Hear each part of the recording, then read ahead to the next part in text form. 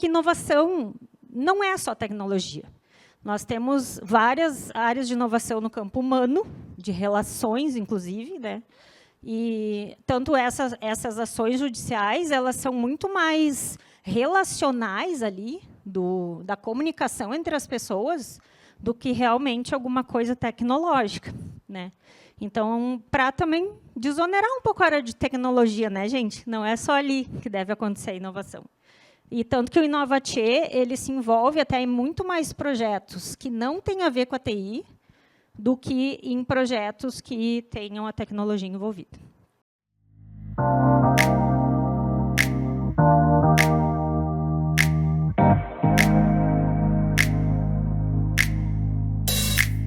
Então, vou falar um pouquinho aqui para vocês sobre o projeto Desenrola, né, que depois resultou no Resolve Lab. No meio da apresentação, eu vou contar como é que aconteceu isso aí. Então, primeiramente, né, como já falaram, me chamo Niriane Neumann, um nome um pouco diferente, né, mas coisas de mamãe. Estou há 14 anos na Justiça Federal do Rio Grande do Sul, há 6 anos no Inovatê, desde a fundação, lá em 2019. Né, fomos o 4º laboratório de inovação do judiciário aqui do país. E, nesta vida, estou há 43 anos. Não está ali a idade, mas com muitos cursos aí na área de inovação. Então, o que foi o Desenrola, né? O Desenrola, ele foi um projeto que ele foi pensado para auxiliar na resolução de uma ação civil pública que foi ingressada pelo TJ do Rio Grande do Sul, né? E ela foi movida pela prefeitura lá de Porto Alegre contra a empresa de distribuição de energia e as companhias telefônicas e de internet, né? E no projeto a gente utilizou a metodologia, a abordagem de design thinking para achar a solução. E qual que era o problema que tinha, né? O grande problema é esse emaranhados de fios nos postes, fios soltos, fios não identificados, e fios clandestinos, né, de agentes clandestinos, principalmente de sinal de internet, e muitos acidentes por conta disso. Nós tivemos, inclusive, morte de criança, né, por choque elétrico, por conta desses fios soltos. E, então, o TJRS, ele identificou que ele não queria simplesmente vir uma decisão da magistrada que estava julgando a causa, né? Porque ficaria aquele empurra-empurra das empresas, um jogando no colo do outro, ninguém resolvendo nada, no fim só pagando multa e não acontecendo nada, né? Mas como que a Justiça Federal foi parar nessa ação lá do TJ? Então, tudo começou, vou contar uma historinha aqui para vocês. Tudo começou quando o Tribunal de Justiça lá do Rio Grande do Sul, ele ficou sabendo que a Justiça Federal já tinha aplicado essa metodologia de inovação em uma ação civil pública que rodou dentro lá da Justiça Federal, que envolvia moradores, não, pessoas em situação de rua, né, e verbas federais, acabou caindo lá na esfera federal. E nós, em 2022, fomos o primeiro órgão do judiciário a aplicar metodologias de inovação em uma ação mesmo, lá na área fim, né, que a gente trabalha. E dessa ação foram feitas 10 encontros com os atores envolvidos, e eles chegaram a um acordo junto com a prefeitura, que estava a prefeitura envolvida também. E daí o TJ ele ficou sabendo disso. E ele disse, nossa, eles já têm alguma experiência nisso, vamos chamar esse pessoal para conversar e ver se a gente consegue aplicar aqui também.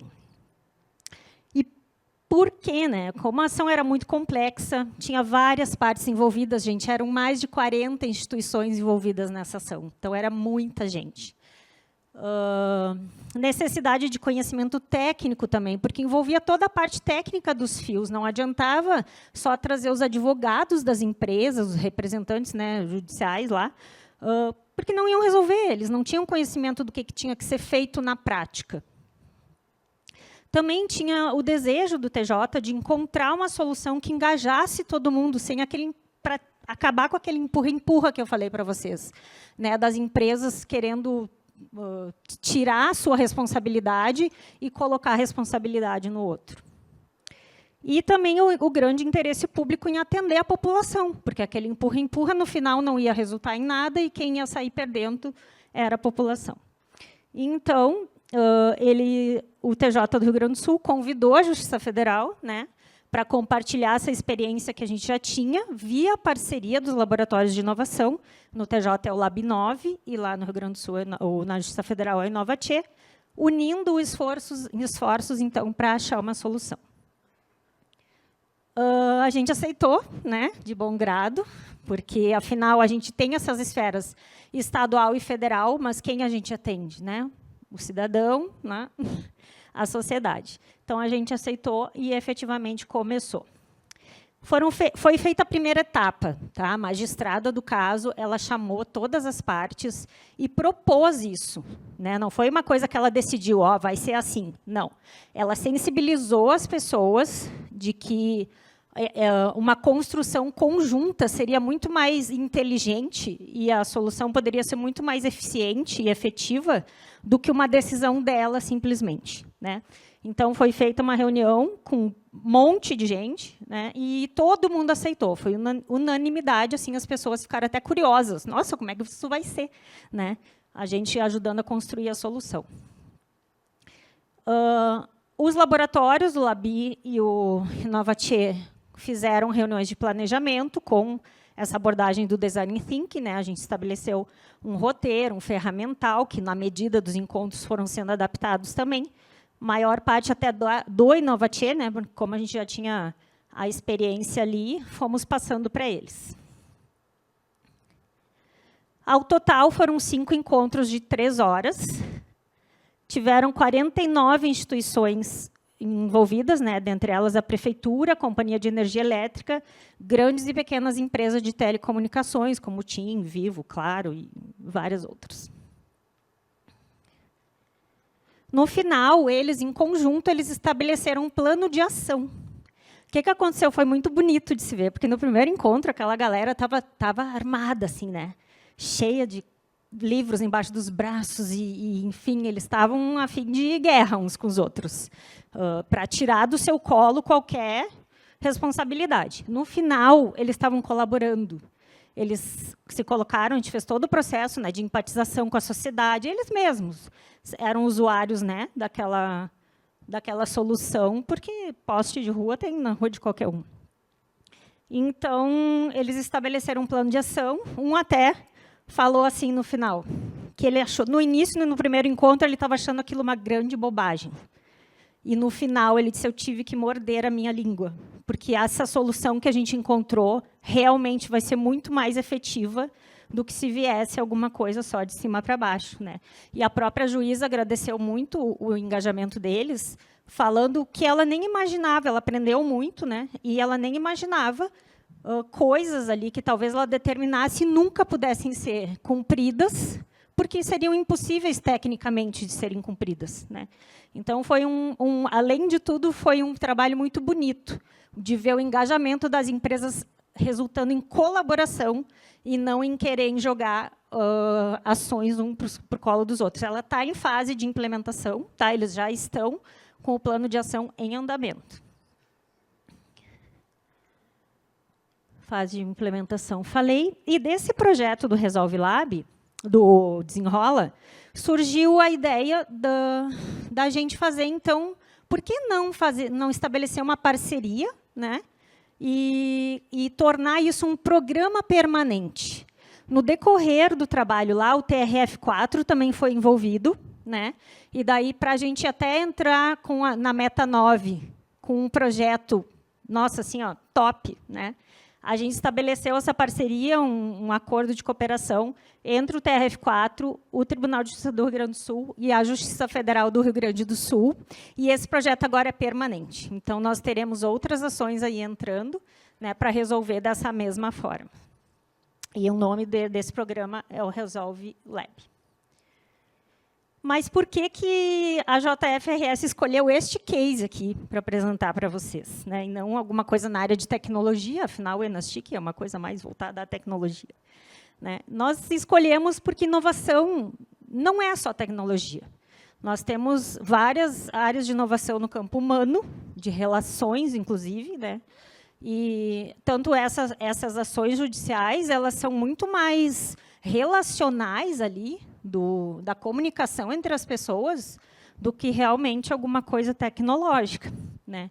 Então, para também desonerar um pouco a área de tecnologia, né, gente? Não é só ali que deve acontecer a inovação.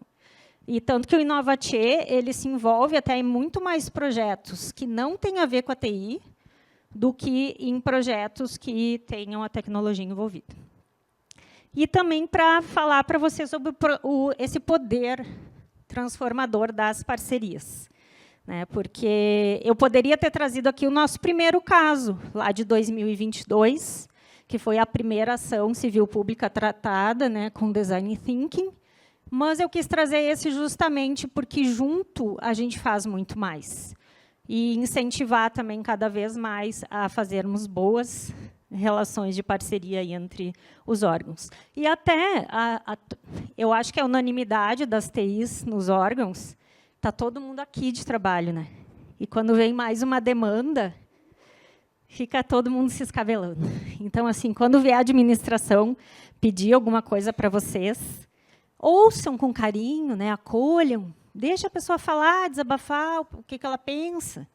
Aí, lá no final, você diz assim, mas você já viu que estão aplicando práticas de inovação nas ações judiciais? Acho que a administração pode focar nisso aí também, né? Tem a ganhar. Manda para a gente lá, né? Para ver o que os nossos projetos aí do Sul estão fazendo.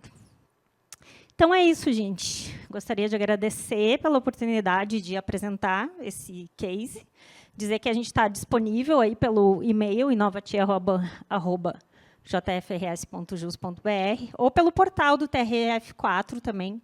Vocês acham os nossos contatos, o link para o laboratório, tudo. Não sei se alguém tem alguma pergunta, ainda temos 4 minutos, se quiserem perguntar alguma coisa, sintam-se à vontade. Ou eu vou estar por aí também depois para conversar.